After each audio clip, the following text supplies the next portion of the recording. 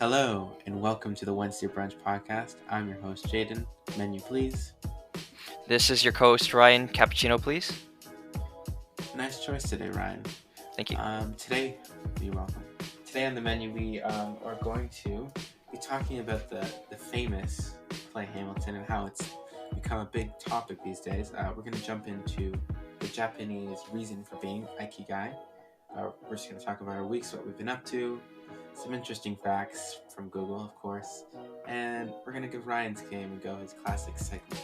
So Ryan, what have you been up to this week? So this week I've been preparing for the podcast today, and after this I basically have to run that Zoom meeting by myself today because our main instructor he's off to another meeting today. So that's going to be my job, and then afterwards one of our other instructors is expecting a baby. And he's having a baby shower, and he wants me to help him take a screenshot photo of everyone in the room. Wow, that sounds fun. Did they have a name for their baby yet? It's still in her belly, so I don't have no idea. Alright. Okay. Well, that's cool. Babies are always nice. Well, me, it's been a very busy week. I've been working with U of T. I don't know if I mentioned, but I work with U of T. I've been working with them on a research project that looks into how the coronavirus has affected Indigenous and Latinx youth. So we're doing that, and we're working on a focus group. So trying to get the youth's input and how they've been affected, which is fun. It's great to hear people's perspectives and their stories and such. I've also been doing a lot of photography stuff as usual. 2 days ago, I took this lovely shot down by the beach, and I spent Ryan, you saw it. It's a beautiful aerial photo, and I'm very proud of it because you spend these 15 minutes taking these cool shots, and then it turns out great. Yeah, that's about it. Oh, and then also I've been kind of going outside in the middle of the night just to experience the city like that, which is really cool too. Yeah, I plan to do that sometime this summer, just to wake up really early and just take a stroll. It's definitely really interesting because it's so quiet. It's you're almost away, you're afraid in a sense. It's not the actual afraid, but it's just so strange. But our city is a lot safer than other cities, so we should walking out at night should be fine for the most part, but you should still be careful. Exactly, that's what I said too. I would recommend that people experience that once in their life at least. Just being out there, just hearing the birds too is just cool as well. And what time is it still dark? Because I remember waking up really early this week, and it was sunshine around 5 o'clock. Well, I was up at 2 a.m. and Okay. It was dark. And then at 2 to 4, it's dark still. But then you get a little bit of that kind of reflection in the clouds, so it's it looks brighter than it actually is. Yeah. It's nice, definitely. Yeah. So, Ryan, we may have been talking about watching Hamilton, so let's talk about that. So I found this this little summary of what Hamilton is all about, and I'll read it to us today so you can get an idea. The Broadway blockbuster has finally arrived in the West End. So I guess this is a report about the actual piece. The live show, yeah. The live show. Here's everything you need to know about the founding father who inspired a theatrical phenomenon. The musical Hamilton opened in London on 6th of December 2017 at the refurbished Victoria Place Theatre, allowing British theatre-goers finally to experience the global phenomenon. So I'm guessing it's across the pond. The show follows the remarkable life story of Alexander Hamilton, one of the founding fathers of the United States. Its creator and star, Lin-Manuel Miranda, who tells the tale using rap music and lyrics that tackle even political deal-making of two Virginians and an immigrant walk into a room. Diametrical opposed foes, they emerge with a compromise, having opened doors that were previously closed. Bros. Interesting wording here. But the story of that immigrant, Hamilton himself, who was born on the Caribbean island of Nevis, is not all backroom maneuvering. It has dramatic highs and lows, taking in revolution, a sex scandal, blackmail and death, and a duel at the hands of the U.S. Vice President. Very interesting. What's your thoughts on that so far? So I heard Hamilton's a very different kind of show. Like it's a musical, but instead they incorporate like a lot of rap into the lyrics. Hmm. It's very inspiring that an immigrant was able to create such a blockbuster hit using the story of a literal founding father Hmm. that I have no idea if U.S. citizens themselves know about. Yeah, I wouldn't be surprised if they didn't, because Mhm. a lot of the time people like that are forgotten. They're not remembered exactly. You only remember the big names like George Washington, and like I don't even know. Sometimes you don't. Mhm. So, and I think And that's a piece of culture as well, because since it's just part of your like daily life, you just never really look into it. You're never really all that interested. exactly, a lot of the time you don't really look back into the past because it doesn't really affect you like consciously. Like it affects your life, of Mhm. course, because the country wouldn't exist without that guy. But Mhm. you don't realize the impact that he Yeah, so had. I feel in a way that people outside the culture writing stories about a different culture are a lot more, I guess you could say, like sometimes accurate, sometimes inspiring. Yeah, I get what you mean there. Because sometimes the people just because you're part of the culture, it doesn't mean you have an interest. Hmm. You should, but like doesn't mean you're as interested as someone else. Yeah, That's and when outside. another culture or another person of a different culture becomes interested in yours, they'll be doing a lot more like research, Exactly. actively learning, stuff like that. Yeah, exactly. I can definitely say that when people might talk about it and they look into indigenous things, Yep. you can definitely see the difference there. Hmm. You were saying that there's a connection to Puerto Rico, and I didn't know what you meant. Okay, so I'm not sure how outdated this is, but I remember how Lynn was talking about his home or the Mhm. home of his parents, and how Puerto Rico is currently in a debt that they cannot pay. And Right. although it's considered like a U.S. territory, they are exempt from declaring, I think it was Chapter 9 bankruptcy, which means that they have a literal debt that they cannot pay off and they cannot get rid of it. And they also have a deadline for it. I'm not sure if it's passed, I'm not sure about that, but I it was a while ago when I heard about this. Say, I didn't know Puerto Rico. I guess that's tough then. I don't know how you do. A lot of countries are bankrupt, Hmm. and that's like the sad thing. They're like in so much debt. Yep, It's and too they're bad. allowed to declare bankruptcy, but this is not the case. And They I can't. heard, yeah, they literally cannot. Then what do they do? Doesn't Exactly. make sense. That's very confusing. And the reason why they are exempt from declaring bankruptcy is actually no one actually knows. It was put into a bill at some point, and no one knows why it's in there. No Hmm. archives or anything have explained it. That's really weird. That's like an interesting look at world politics and like Hmm. law. Half the time people don't even know why the law exists. Yep, and it's not even like international too. It's national to the U.S. Right. You could do a whole segment on some of the stupid laws that exist because sometimes it just don't make sense. Yeah, I guess a couple of my facts are about laws today, Yeah. so I guess we could talk about That's that. cool. It's good to know. Yeah. Well, I think I'm excited to give this play a listen. Courtesy Hmm. of Disney. We're not sponsored by Disney, but Disney does own everything almost. Hmm. So And it's really I'm great that the surprised. show's finally becoming a digital or streamable, Yeah, because it I heard is. that the show is really really hard to get into. Hmm. Yes, I know that for a fact. I know the teacher, Miss Rashad, Hmm. she spent in our class, she was literally on her computer trying to get her tickets. Hmm. And it was so funny just to see her it was great. But yeah, I do understand that it's Hmm. not easy to get into the show. Yep, because theaters only have a limited space, and then it's such a smash hit.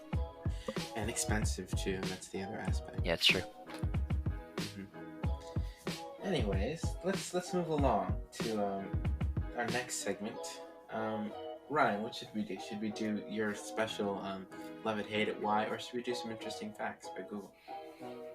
I guess we could start off with the mini game, and then we can go to facts, because facts are Sure, gonna take a bit longer. sure. Let me just set the timer. Let me just quickly explain what this segment is. So Love It, Hate It, Why is a segment where I give the listener, or in this case, our host, one word, and then they either answer love it or hate it. I ask them why, and hopefully different tones, and then they give me a one-word explanation why. Today we're gonna do 2 minutes, and Jaden, are you ready? I am ready.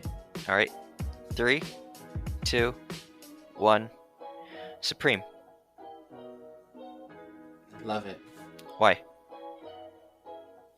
Ooh, one word. Brand. Gum. Love it. Why? Taste. Motorcycles. Love it. Why? Smaller. Pencil cases. Love it. Why? Convenient. Amazon. Love it. Why? Convenience. Rainforest. Love it. Why?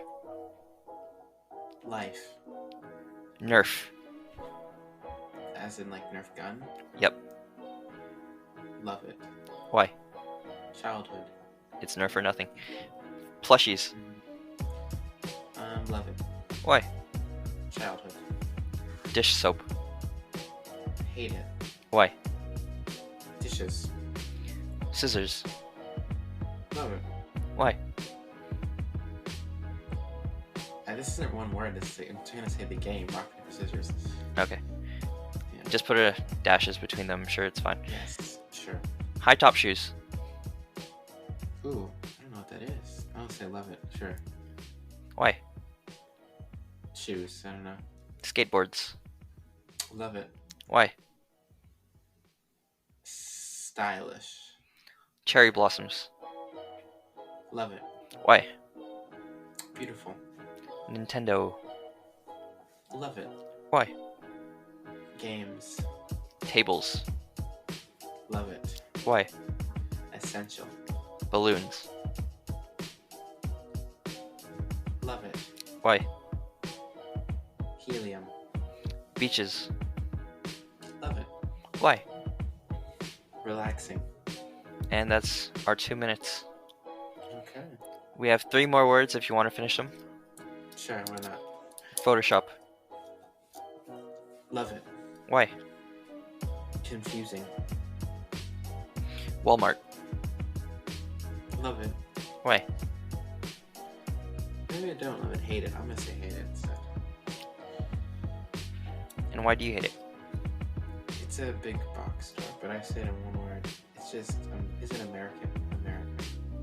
It's Jeans. Great businesses. Mhm. Love it. Why? Style. So tell me about Photoshop. Well, I do a little bit of photoshopping, Mhm. but I don't actually use Photoshop because it's way too expensive. Yeah, that's true. But I do so I use I call it Affinity Photo. It's a Mac iOS product, and it's good. It does basically the same thing, and you can really do some cool edits. Is it a lot It's cheaper? fun. It's because you pay once instead of paying a subscription base. I don't remember how much I paid for it, but it's worth the price. Yeah. It does the same sort of thing. Yeah. What was the question that you asked me? The question? Yeah. What did I say? Sorry. I said I loved Photoshop for why. I don't remember. Who knows? You said confusing. Confusing, yes, because it's complicated. It's because there's so many. I'm not amazing at it, but there's so many little things. There's so much you can do. Yeah, there's so many tools. And there's a big learning curve. Yeah, definitely. And once I'll get used to it eventually. And that concludes our segment for today. Right. So let's do some interesting facts today. The first one I have today. Sorry, that was a little pun there. You'll hear it. Are deer colorblind or not? What do you think, Ryan? Are deer colorblind? Yes. I'm gonna say yes. Okay. Well, deer are essentially red-green colorblind, like some humans. So they are. The color vision is limited to the short blue and middle green wavelength colors. as a result, deer can distinguish blue from red, but not green from red or orange from red. In those cases, I believe they use like a cyan and yellow to replace those colors for for signs and stuff like that. Oh, okay. That's cool. I didn't know that. At least that's from what I got from playing like video games. Because if you turn on the colorblind setting, it changes some colors to like neonish, so it turns green to like cyan, red to like a violet, and something else to yellow. That's cool. That's interesting, definitely. All right, so my first fact is, well, I'll just ask you. Hey Jane, do you know what the lowest population, or the country with the lowest population is?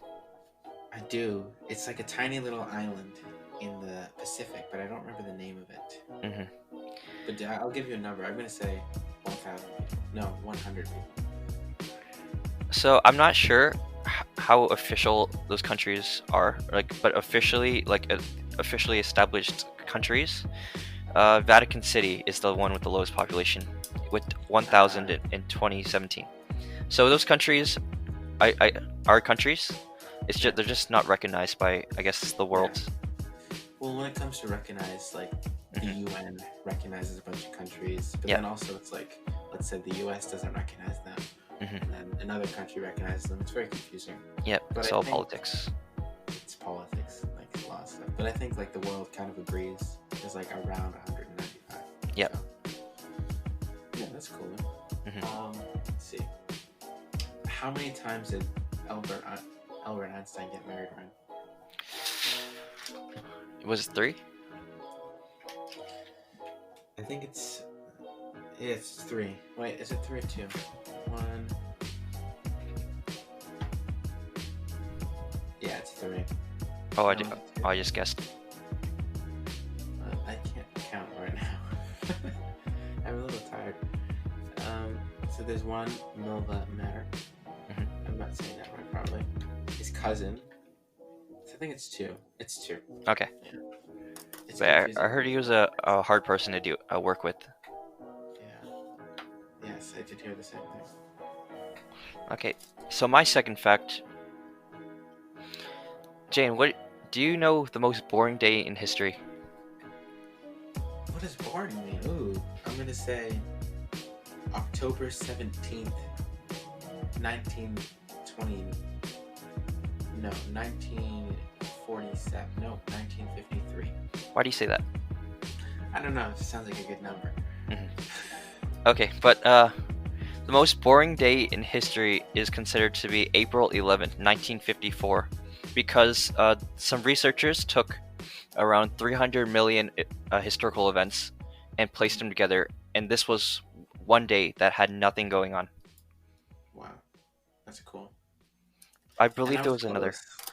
I'm proud of myself. I was literally a couple months off. That's a good guess. I believe there was another day where the news literally stated that nothing happened that day. I'm not sure. Nothing happened at all? Yeah, the only news that happened that day was that it was the most boring day ever. Really? This was another day, I believe. I'm not too sure. Well, maybe the news just wasn't very good, like the recording stuff. It could be that. But I believe this was the 21st century. So yeah, that's what I mean. No, it would be the 20th if it was 1953. Yeah, but the day I just talked about, like the one with the news. The other one. Really? I believe it was the 21st century. Wow. That's weird. It's a good thing, but yeah, it's still weird. Okay. So, what country has the longest written constitution, do you think, Brad? The longest written? Yes. Is it the UK? I'll give you... No, it's not the UK. I'll give you like a hint. It's like, it is... How can I give you a hint without giving it away? It's not a European country. Okay.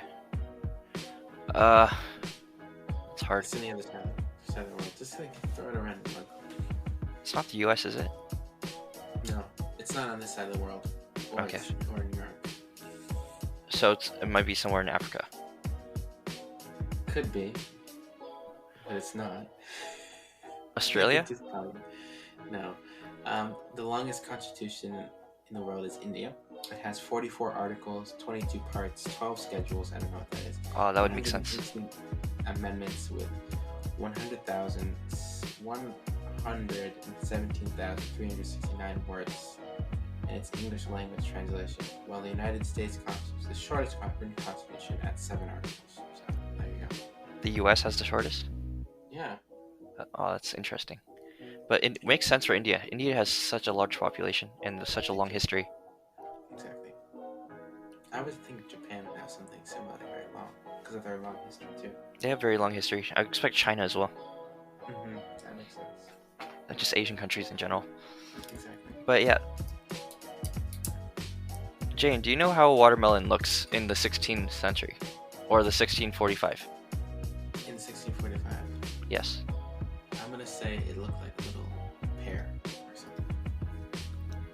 Well, it does look like a watermelon, but the inside was like swirly. There was not a lot of red. And the seeds were a lot bigger. So it was a lot more white inside. So the watermelons we have today have been genetically altered so that it has all that red skin on the inside. Right. And apparently that's the placenta of the fruit. Whatever that means. I'm not a biologist. That has to do with, I think it's like the coating. Yeah. They talk about placenta when they talk about babies too. But yeah, the fruit kind of looked like a, I guess you could say maybe a cantaloupe or a star fruit on the inside, maybe a dragon fruit. That's interesting. But yeah, a lot of fruits have been like genetically altered to what they are today. Really, watermelons have been genetically modified. I never expected that. But So they've been selectively bred to the white or the red skin we have today. Wow, that's cool. There's a lot of other fruits too. Really, that's interesting. I guess it makes sense. They want the best fruit. Yep, and that can be depicted in certain paintings. So if you search watermelon 1645, you'll see actual paintings of watermelons and how they looked. And that's, I'm sure, how they discovered the difference between these fruits. It's pretty cool. That's someone's job to like breed watermelons for the last few hundred years. That's cool. Okay. When does the brain stop growing, Ryan? Is it 18 or 20? So I'll read out the article from the BBC. 25 is a new cutoff point for adulthood. Oh, the new cutoff point. No, so they're asking. So let me just read the piece that they have here. Okay. We used to think that the brain was fully developed by very early teenagehood, and we now realize that the brain doesn't stop developing until mid-20s or even early 30s. There's a lot of more information and evidence to suggest that actually brain development varies forms goes on throughout the lifespan. So I guess there's like an aspect of like, there's no set point, but it's like 30s to 20s. So, Yeah, it really goes to show how research is never completely solidified. There's always research that furthers and sometimes even changes like old outlooks. It's always good to challenge it, I think. So, Jane, do you know anything about Singapore? Isn't that the biggest city in the world? Singapore is definitely not that, but it is one of the most prosperous economies. And one of their laws is that chewing gum is completely banned and is illegal to sell and own chewing gum. No, Singapore is the only city-state. That's what I mean. Is it? Yeah, it's the city-state. It's the only country in the world that it's like one city and that's the whole country.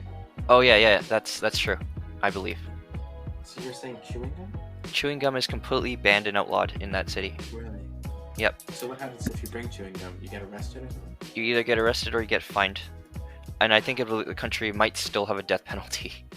For chewing gum? Not for chewing gum, but just in general.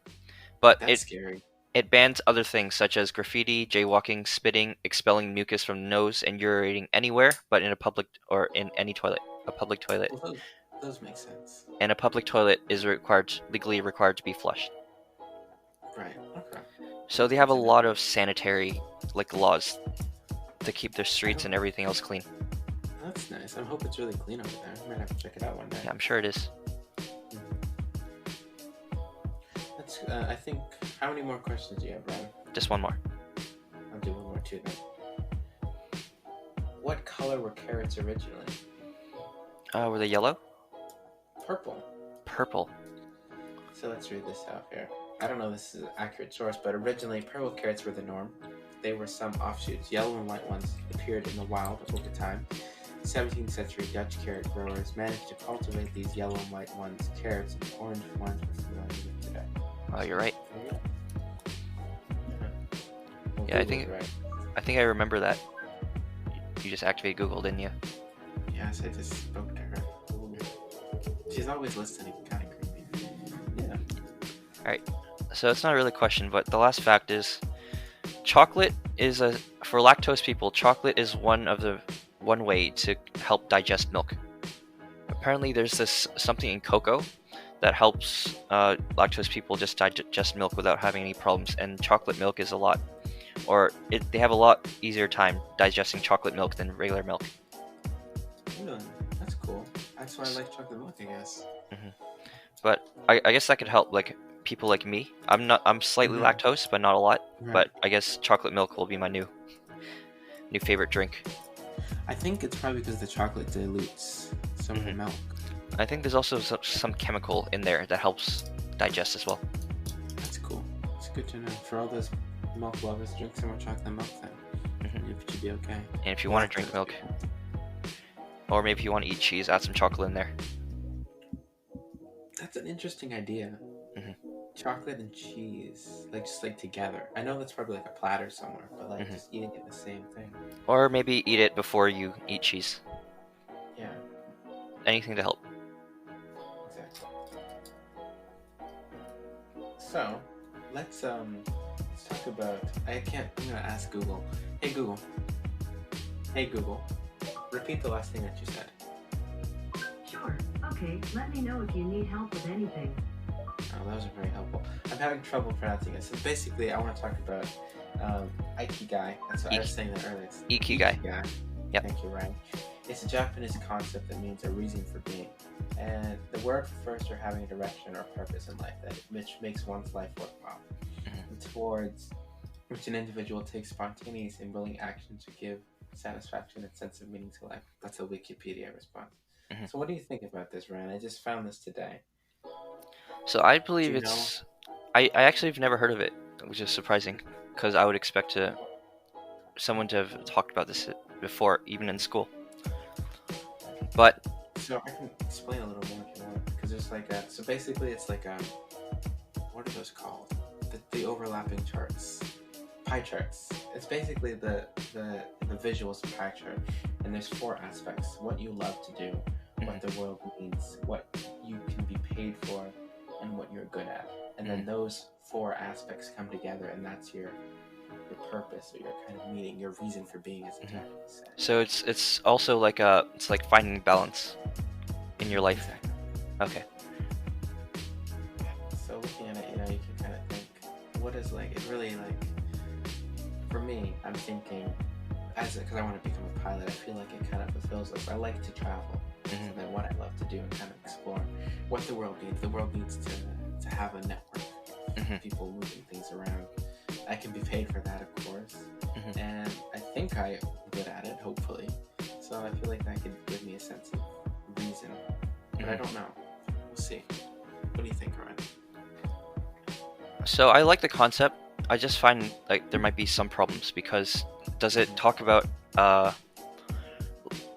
does it talk about how you should find this in every stage of your life, every single second? No, it doesn't. I guess you're right about that aspect. Yep, and also it's sometimes this kind of this philosophy might not be achievable for some people, because things happen and people just can lose track of their life. Exactly. I get what you mean. There's no because as you go through life, your perceptions change, your life changes, and there's always new things that come into play. Yep. So it's it's not really what's the word? It's not something that stays with you. It's something that evolves and changes. And I don't know if this kind of teaching and this concept is evolving, or if it's static. That's a better word to use. Yep. And then in some parts of the country it originates from, there are also some problems that completely counter this. For example, Japan has a problem called hikikomori, which is basically people just stay inside all day without a job and just live consuming inside the house, never coming outside. How do they do that though? So sometimes, in a lot of cases, the parents have some allowance and they live off that, and they just spend their lives inside the house, either, I don't know, doing what they want to do with no contribution to anything. Exactly. So I can't really call that like ikigai. Yeah, that wouldn't be that. That's interesting. Looking at that human kind of aspect, understanding like that. I wonder if that's the question really you have to ask: is are they content with that life? Yeah. Because then, again, it doesn't really apply. Because it doesn't count as profession. Is it really vocation? You're not getting paid for it. Well, I guess you could say allowance can be considered, but Well, you're not helping anybody. So what the world needs, the world doesn't need you to sit around like that unless it's quarantine. Yeah. But then you're not really. I guess like it fulfills what you're good at. Maybe you're good at sitting around doing nothing, and if you love doing it, that's another aspect. I guess you could say you're getting paid for it, but you're not really helping the world. That's the aspect that misses. I mean, and there might not really be passion there either. That's true. There might not be passion. Yeah, and it's not it's not really a mission to just be to sit around at home. So I like the philosophy. It's just like humans in real life. We're too complicated to follow these linear and these kind of like structured things. Yeah. Well, Ryan, I think we had a very nice discussion today. It flowed quite well. We got some good content. Well, I think it's time to sign off for today. So again, thank you for tuning into the Wednesday Brunch Podcast. I've been your host, Jaden. Check, please. And this was your host, Ryan. Credit, please. Bye-bye, and enjoy the rest of your day.